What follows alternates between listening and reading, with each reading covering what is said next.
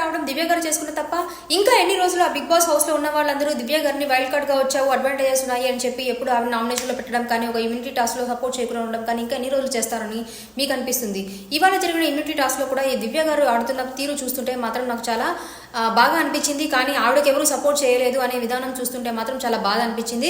So ఇవాళ అయితే ఆవిడ సింగిల్గా స్ట్రగుల్ చేస్తారనమాట. సో ఆ బెడ్ మీద నుంచి కాలు కింద పెట్టకుండా ఉండడానికి, ఎందుకంటే కాలు కింద పెట్టామనంటే ఇమ్యూనిటీ టాస్క్ నుంచి మనం ఆ రేస్ నుంచి మనం బయటకు వచ్చేస్తామన్నమాట. సో ఇంట్లో ఉన్న వాళ్ళందరూ కలెక్టివ్గా జెంట్స్ అంతా ఒక సైడ్ అయిపోయారు, కానీ మాక్సిమం జెంట్స్ అంతా ఒక సైడ్ అయిపోయారు. సో ఇంకొక సైడ్ ఈ టాస్క్ జరుగుతున్నప్పుడు ఎప్పుడైతే లైక్ దివ్య గారిని బెడ్ మీద నుంచి కింది పంపించాలి అని అయితే ట్రై చేస్తున్న టైంలో అక్కడ బెడ్ మీద ఉన్న ఎవరు రీతు గారు కానీ, ఈవెన్ తనుజ గారు కానీ ఎవరే కానీ సపోర్టే చేయలేదన్నమాట.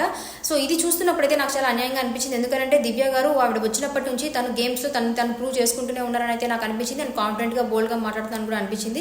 కానీ ఎక్కడో ఆ డిఫరెన్సెస్ వల్ల ఆవిడకైతే ఇవాళ సపోర్ట్ అయితే దక్కలేదు. సో ఇంట్లో మొత్తంగా చూసుకున్నాము అంటే ఆవిడ ఒక వైల్డ్ కార్డ్ కంటెస్టెంట్ అని చెప్పి ఎక్కడో పక్కన పెట్టేస్తున్నట్టు అయితే నాకు అనిపిస్తుంది. అండ్ ఆవిడని గ్రాంటెడ్గా తీసుకుంటారేమో కూడా అనిపిస్తుంది, ఎందుకంటే అడ్వాంటేజెస్ ఉన్నాయి అది ఇది అని చెప్పేసి.